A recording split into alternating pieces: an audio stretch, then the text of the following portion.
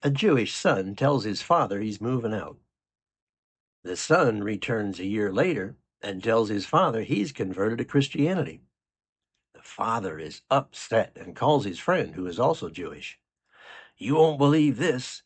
My son David moved out for a year and came back and told me he converted to Christianity." His friend says, "You won't believe this. My son Benjamin moved away for a year, and when he came back, he converted to Christianity too." Both upset, they call their rabbi and explain what happened. The rabbi says, "You won't believe this.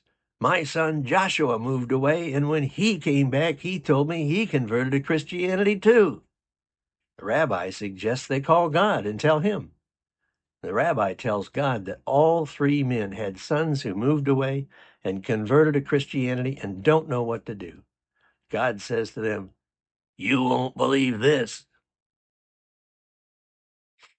What Bible character did not have a father or mother? Joshua. He was the son of Nun. The book of Joshua opens with telling us about the transition of leadership. Moses had just died, and Joshua is his designated successor.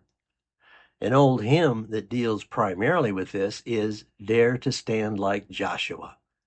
The refrain is an invitation for us to stand like he did. I hope you'll sing along.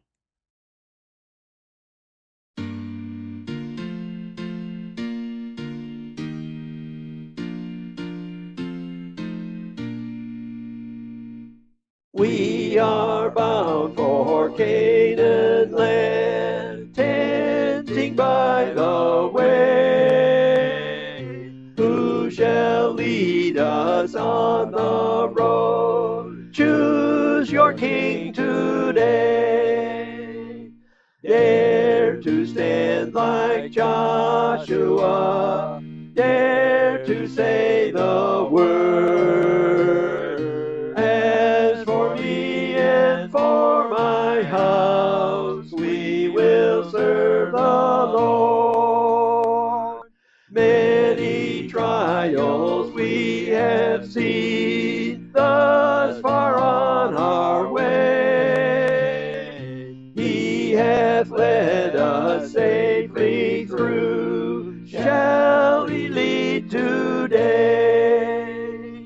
Dare to stand like Joshua, dare to say the word.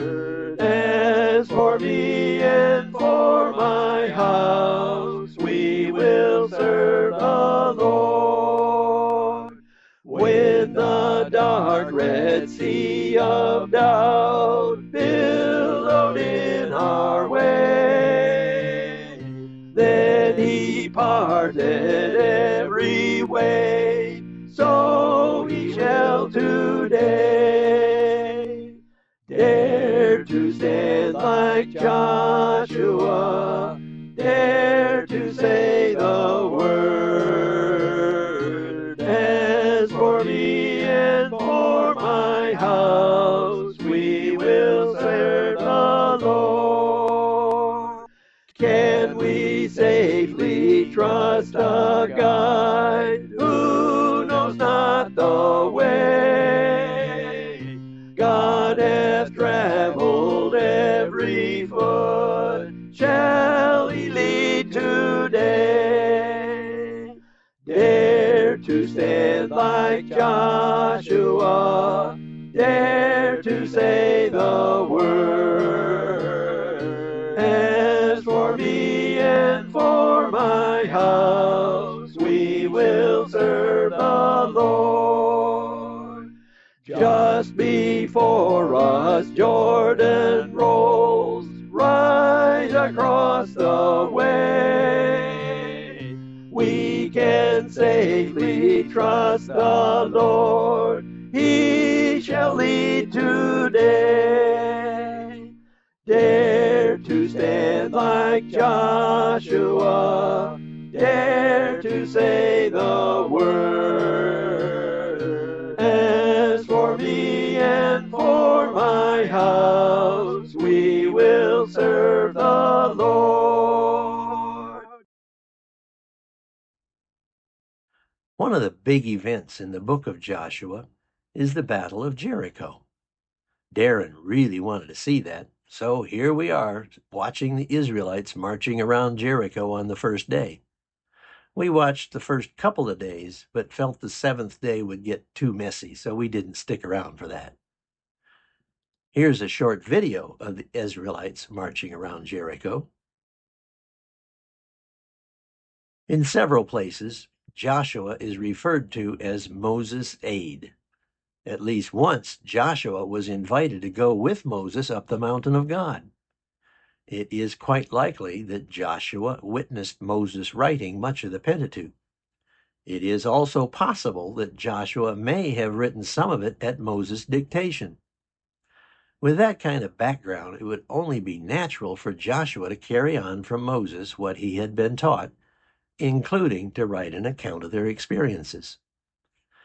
In the Wikipedia article on the book of Joshua, the editors of it make many claims about later origin, anonymous authorship, and lack of historicity, but offer no evidence or even a line of reasoning that led to those conclusions.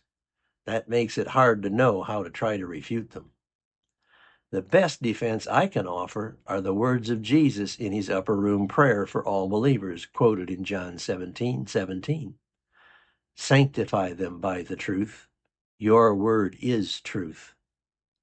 Since God's word is truth, consider what's written in Joshua 24:26.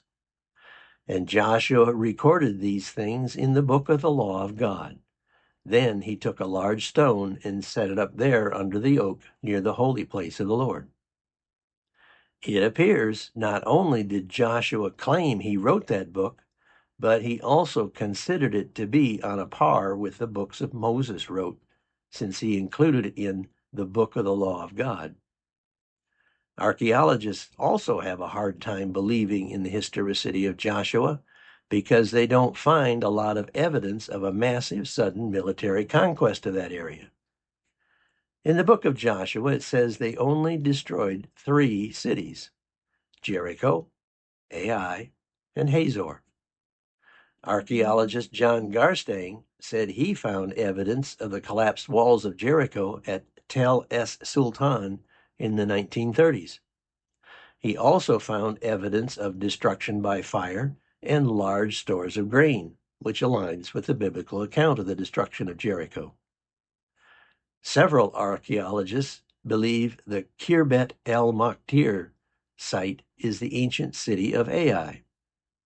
John Garstang and Yigdal Yadin believe they found Hazor's ruins at Tel el-Qada.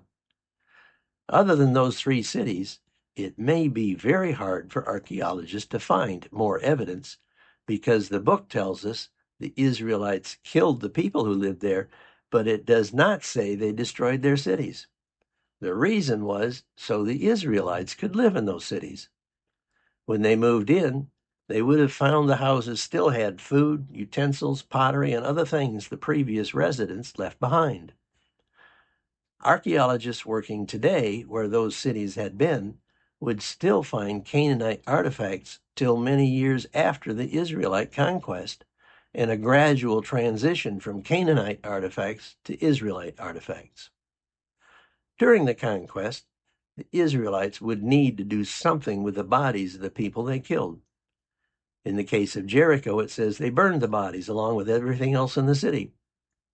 There are other references to Israelites burying bodies, so the best hope for archaeology would be to stumble on a mass grave. Then radiocarbon dating could provide a date of death that would confirm the conquest, but they'd have to find it first, and that would not be easy since there probably is no surface evidence to lead them to the right site. Remember, just because they have not found something doesn't mean it doesn't exist.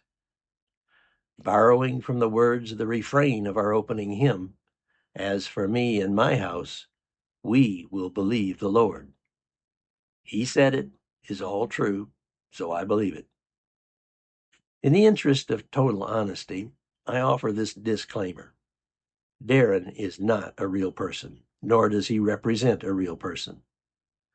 We do not have access to a DeLorean nor any other time travel device. The photos and videos shown as representing historical events were AI generated. I included them to help us imagine what the actual events may have looked like.